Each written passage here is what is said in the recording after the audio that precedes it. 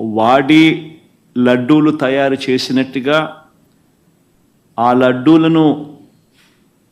తిన్నట్టుగా, పంచిపెట్టినట్టుగా, తిన్నట్టుగా అసత్య ప్రచారంతో ఏదైతే ముఖ్యమంత్రి చంద్రబాబు నాయుడు గారు తిరుమల లడ్డును, వెంకటేశ్వర స్వామి విశిష్టతను, తిరుమల ప్రతిష్టను ఏ రకంగా అయితే తాను అపవిత్రం చేశాడో, వాటి అన్నింటికి సంబంధించి